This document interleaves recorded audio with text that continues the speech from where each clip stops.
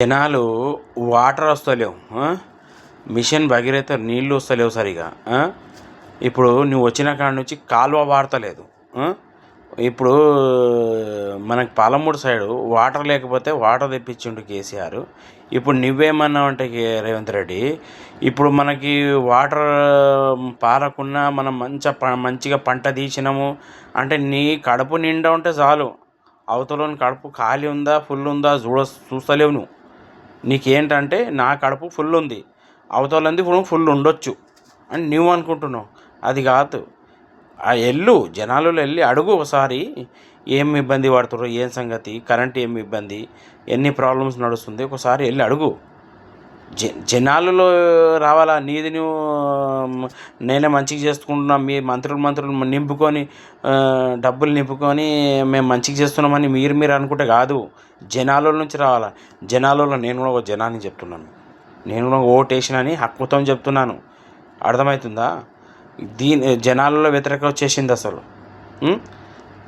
ఏం లేదు అసలు. జనాలలో అసలు వ్యతిరేకత వస్తే అయిపోయింది, ఈ ప్రభుత్వం పోయినట్లే ఉంటుంది. జనాలను ఇప్పుడన్నా ఇంకా 2 సంవత్సరాలన్నర ఉంది, మంచిగా పేరు తెచ్చుకొని మంచిగా పద్ధతిగా రాజ్యంకి నడిపియండి.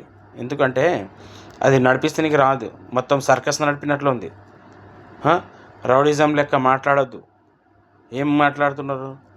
రౌడిజం లెక్క మాట్లాడుకుంటా తొక్కి వచ్చినా ఇది చేసినా ఎవరికి తొక్కి వచ్చినావు? సరే, ప్రభుత్వాలు జనాలతోని రుణపడి ఉడతా. జనాలు నాకు సీఎం చేసిరని చెప్పాలి ఈ మాట. జనాలతోని రుణపడి ఉడతా. ఎందుకంటే జనాల వల్ల నేను సీఎం హోదాలో కూర్చున్నాను అని ఈ మాట చెప్పాలా అసెంబ్లీలో. అట్ట చెప్పొద్దు. తొక్కి వచ్చినా తొక్కుతా, అది చేస్తా, తొక్కుకుంటా పోతా, అది చెప్పొద్దు. అది రాంగ్. అది అసలు జనాలకి నేను రుణపడి ఉడతా. నాకు జనాలు ఓటేసి నాకు గెలిపించి నాకు గద్దె మీద కూర్చోబెట్టిండ్రు. వాళ్ళకి నేను జీవితకాలం రుణపడి ఉడతా అని చెప్పాలా. ఈ మాట చెప్పాలా. అర్థమవుతుందా?